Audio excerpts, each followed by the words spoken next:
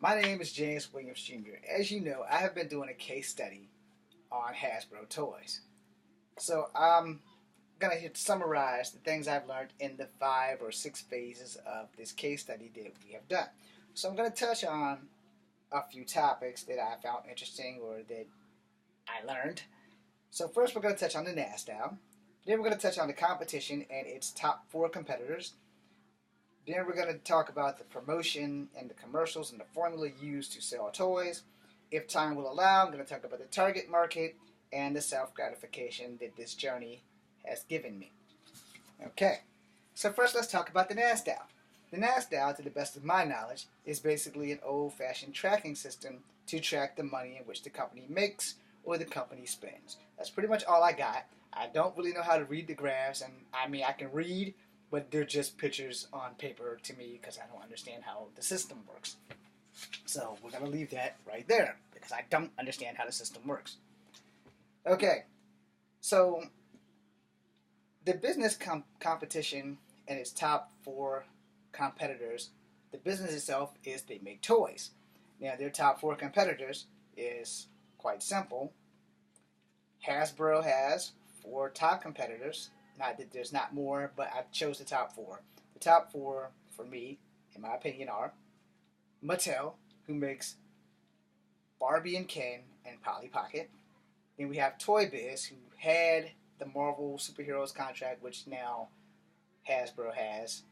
And they used to make X-Men, Spider-Man, and Avenger toys. Where Playmates, their other competition, has been mostly famous for making Star Trek action figures as well as Teenage Mutant Ninja Turtle action figures. And finally, there we have McFarlane Toys. McFarlane Toys have been known for making video game toys like Resident Evil and Image comic character toys, because Image also helped create McFarlane Toys because every book he made from money he made from Spawn, he made into his toy company. And he probably also didn't want to have to go through Hasbro or the other toy companies that I made because they probably wouldn't make him to the scale model of which he wanted. Finally, the topic business promotion I want to talk about is their commercials and their promotions and how they kind of draw you in. So specifically, I'm speaking of the Transformers and the G.I. Joe franchise because those are the ones that I grew up on. They were really the only toys that I bought.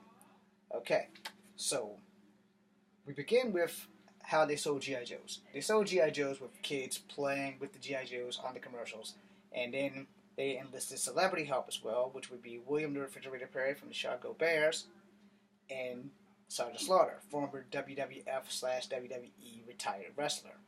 Real name, Robert Remus. Okay?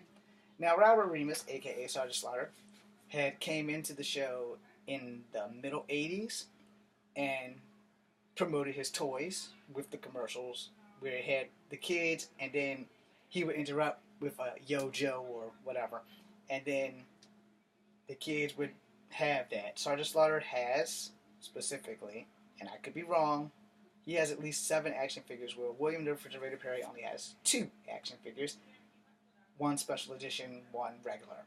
And then he only got 1 commercial that I know of, or that I could find.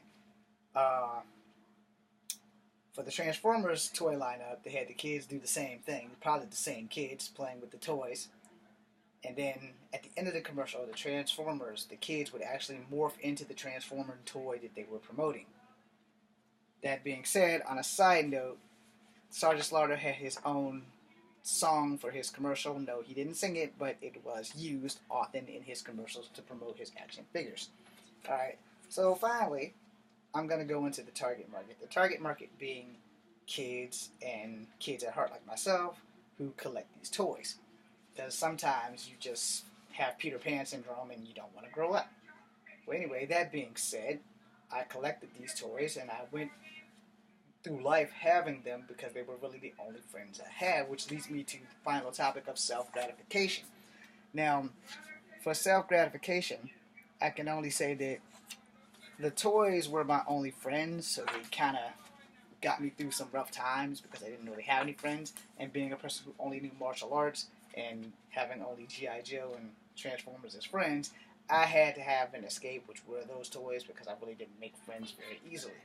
That being said, I'd like to close out with saying that, Hasbro has found a formula, or a magic bullet, if you would, to keep going even during like the hard times. They seem to find a way to be one of, if not the top toy selling company. Thank you guys for giving me the time of your life. I hope you enjoyed my report.